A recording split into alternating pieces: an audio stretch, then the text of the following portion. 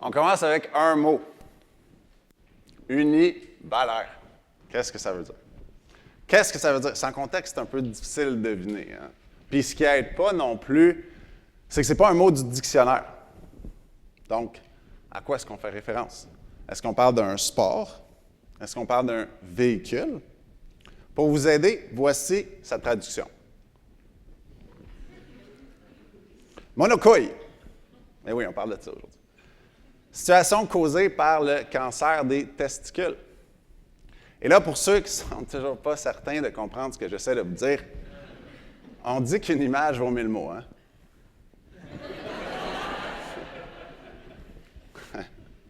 Le 8 décembre 2008, au lendemain de ma fête de 26 ans, je rentre à l'hôpital d'urgence parce que mon testicule gauche avait atteint la taille d'une balle de tennis. Ça, en passant, c'est pas normal. Puis pour les ambitieux ici, là, c'est pas un but à atteindre non plus. Bref, le 8 décembre, en fait, la semaine de mon 26e anniversaire, j'apprends que j'ai le cancer des testicules, que je vais avoir besoin de chimiothérapie agressive et qu'en plus, qu'on va devoir m'enlever mon testicule gauche à cause de la tumeur. Et là, s'il y en a qui se le demandent, la réponse est oui, il y aurait juste une peanut dans la cacahuète. Ce qui m'amène à dire ceci. Rien n'est impossible. Rien n'est impossible. Je suis vivant aujourd'hui, alors que jadis, j'étais mourant. Rien n'est impossible. Au secondaire, j'ai vécu une intimidation tellement vicieuse que si j'avais à choisir entre vivre cette intimidation-là ou mon cancer avec la chimio, l'opération, la douleur, le stress, etc., moi, je choisirais le cancer. À chaque fois, sans hésiter. Mais j'ai réussi à prendre ces obstacles-là et les transformer en source d'espoir et d'inspiration pour autrui. J'ai réussi à les prendre et à les utiliser, ces obstacles-là, pour faire du bien dans ma communauté. Et conséquemment, en faire carrière de conférencier. Ma conférence sur l'intimidation, dans laquelle j'explique qu'on s'en sort, en 3 ans, je l'ai donnée dans 130 écoles. Plus de 30 000 jeunes ont entendu mon message d'espoir. Oui, jadis, j'étais misérable, mais aujourd'hui, je suis ici, à un TED. Et surtout, donc rien n'est impossible, et surtout, moi là, le gars qui a échoué ses maths 5,36, moi là, je suis ici, là, au HEC, sur invitation, là. Moi, là, en plus, je ne sais pas utiliser Excel, donc... Aujourd'hui, on parle de redéfinir son avenir. Est-ce que vous savez comment on redéfinit son avenir? En échouant. L'échec a une énorme valeur parce qu'échouer ou même la peur d'échouer, c'est un des plus grands motivateurs qui nous pousse à mieux réussir. Donc, il va falloir le réaliser et se l'avouer aujourd'hui. L'échec, c'est bien. Parce que sans ce besoin imminent-là de se dépasser, on ne serait pas appelé à redéfinir notre avenir. Donc aujourd'hui, mesdames, messieurs, on va briser un tabou tout le monde ensemble. On va apprendre à accepter l'échec personnellement sans lui donner de connotation négative. On va apprendre à accepter que les gens autour de nous échouent sans les juger, parce que c'est notre devoir. Il y a plusieurs formes d'échec, hein? Il y en a plusieurs. Il y a la faillite, le divorce, et là, j'en passe beaucoup. Moi, en tant qu'enfant du milieu, dans ma famille, je peux vous le dire, hein, j'ai échoué.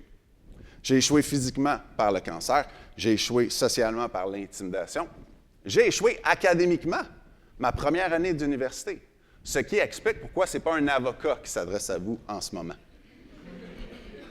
Preuve à l'appui que l'échec, c'est bien, hein? Joke d'avocat, hein? Pour revenir sur un de ces échecs-là, dont je vous parlais tantôt, mon cancer. Vous savez, quand on apprend qu'on a le cancer, au moment du diagnostic, peut-être que vous ne le savez pas, mais on prend une grande décision sur le champ. On se dit, est-ce que ça va me battre ou est-ce que je vais le battre, ce cancer-là?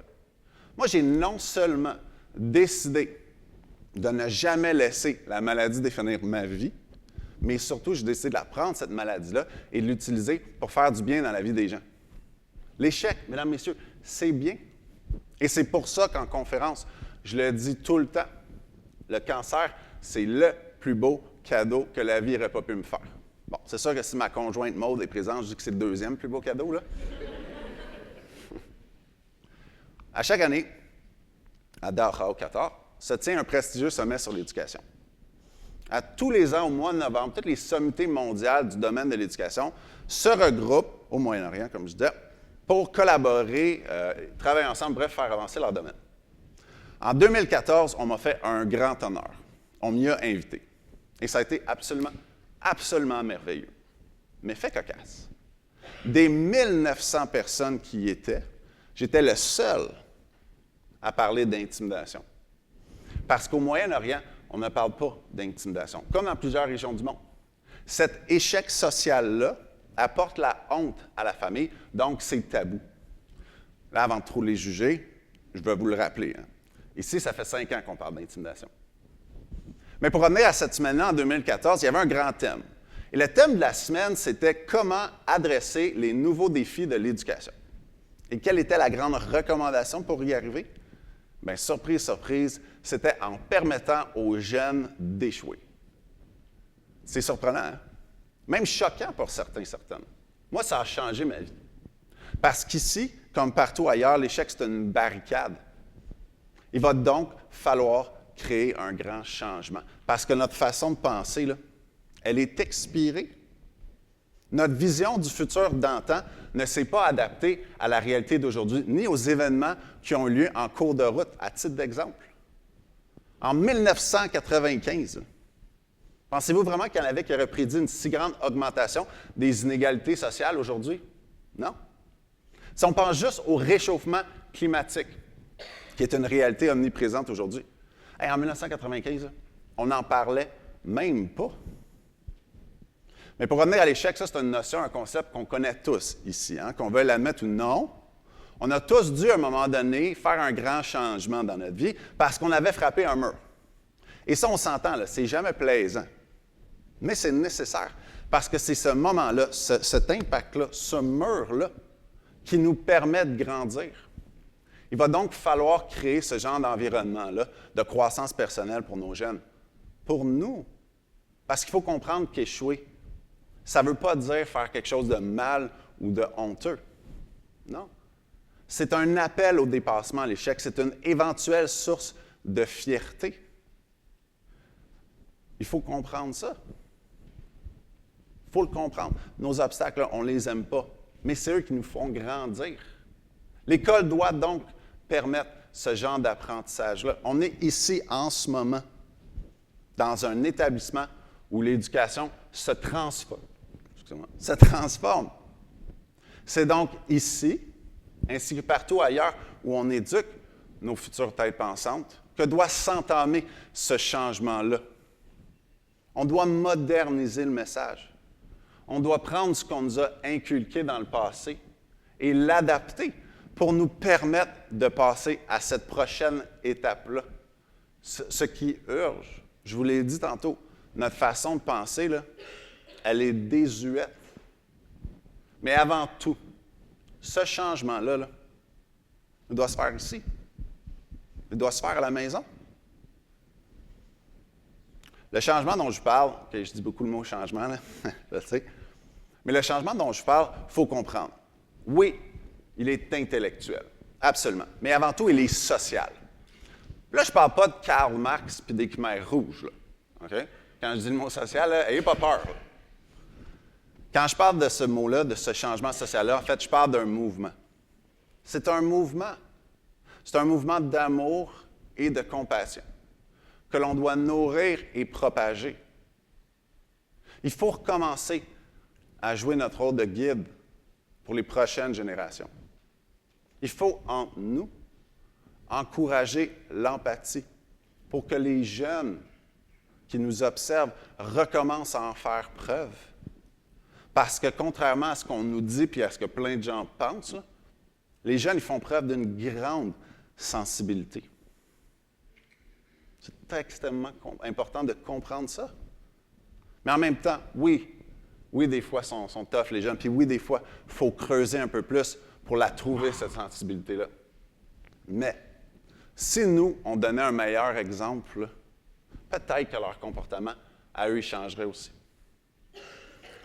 Ce qui est surprenant face à ce mouvement-là, c'est que ce mouvement-là, il prend pied dans la nouvelle tendance économique qu'on appelle l'économie sociale et que moi, j'affectionne à surnommer le capitalisme social 2.0.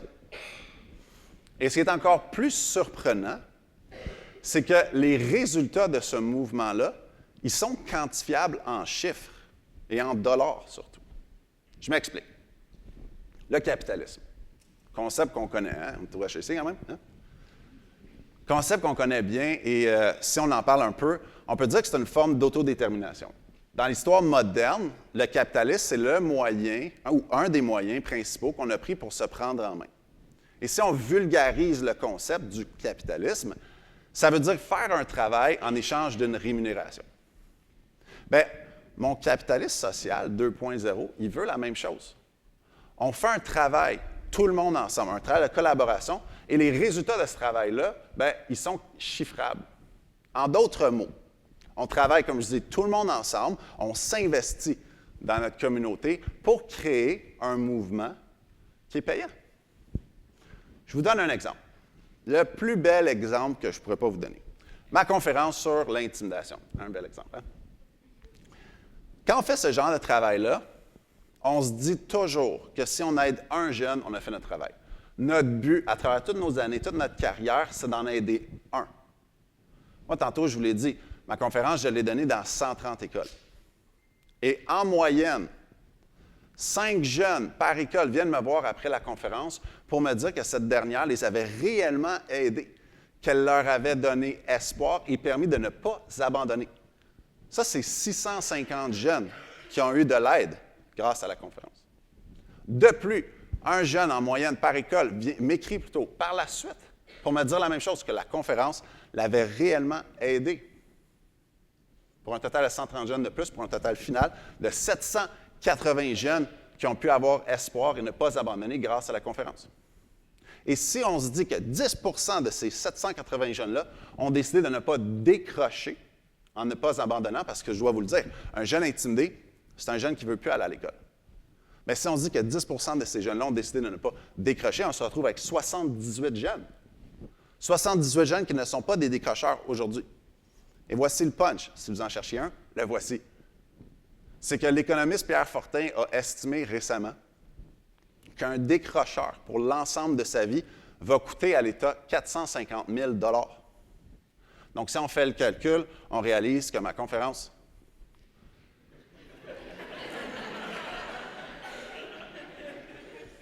J'aimerais ça dire que c'est de l'argent que vous me devez, là. Mais elle a permis à l'État d'épargner 35 millions de dollars, 35 millions qu'on a pu réinvestir dans notre société. Ça, c'est extraordinaire. Mais ça, c'est une personne.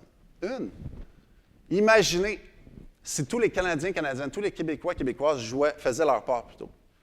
Imaginez si on se disait tous qu'on aiderait un jeune au courant de notre vie, juste un. Imaginez l'impact. Imaginez le futur qu'on laisserait aux enfants de nos enfants. Si on jouait tous, en fait, si on faisait tous notre part, on se retrouvait avec un mouvement qui non seulement nous permettrait de redéfinir notre avenir, mais qui nous permettrait de redéfinir l'avenir des prochaines générations. Et ça, mesdames, messieurs, c'est ce qu'on appelle une révolution. Et la révolution, je vous l'ai dit tantôt, elle part à la maison. Et je parle en connaissance de cause. Moi, j'ai des parents qui m'ont toujours encouragé à être bon envers autrui et à ne jamais abandonner. Une chance, je les ai eus, hein? On s'entend, hein? Parce que si ce n'était pas leur leçon de ces leçons-là, je ne serais pas ici aujourd'hui, surtout pas à vous dire ces belles paroles-là. Et le plus beau cadeau que mes parents m'ont laissé, c'est qu'ils m'ont toujours permis de les voir comme ils étaient. Quand ça allait mal, ils ne se sont jamais cachés. Puis par moments, oui, on les a vus échouer, pour par la suite, par exemple, les voir mieux réussir. Bel exemple de réussite, mes parents. Et récemment, ils ont accompli quelque chose d'extraordinaire. Ils ont vendu leur entreprise. Ils ont pu léguer à leur père toute leur connaissance pour que rien ne se perde. C'est extraordinaire. Puis en même temps, évidemment, ils se sont fait une petite retraite. Rien de fou, là. On s'entend, là. Retraite, pas Bill Gates. Mais s'il était devenu multimilliardaire, si on était devenu les nouveaux Bill Gates du Québec, de la famille Thibault, bien, la grande leçon que je tirais de leur exemple à eux, c'est pas que si tu vends ton entreprise un jour, tu vas faire de l'argent, hein, ou que le succès vient en travaillant, ce qui est un peu vrai aussi. Non. La grande leçon que je tire de leur exemple, c'est que peu importe l'adversité, malgré tous les obstacles, de grands monuments peuvent être bâtis. Rien n'est impossible. Et là, je vous laisse sur 2 belles citations et par la suite une grande question que j'espère va vous faire réfléchir. Ça, ces citations-là me suivent partout où je vais dans mon travail, dans la vie en général. La première, c'est la suivante. Seuls les gens qui sont assez fous pour penser qu'ils peuvent changer le monde sont ceux qui réussissent à le faire. Un inconnu, le petit start-up, là, Mac, là, Steve Jobs. Et la deuxième citation, là, je vous avertis, vous allez probablement trouver ça brillant, là, OK? L'histoire est le récit de gens ordinaires qui ont décidé de faire leur part. Et les tragédies racontent l'histoire de gens extraordinaires qui ont refusé d'agir. Comme je vous l'avais dit, hein? Brillant, je sais. Ma question est donc la suivante. À la lumière surtout de cette citation-là, êtes-vous fou? Êtes-vous assez fou pour faire une exception? Êtes-vous assez fou pour sortir de votre routine juste une fois? Êtes-vous assez fou pour sortir de votre zone de confort juste assez pour contribuer à ce grand changement-là et à ce mouvement-là? Bref, mesdames, messieurs, posez-vous cette question-là. Jusqu'où peut aller votre folie? Merci beaucoup.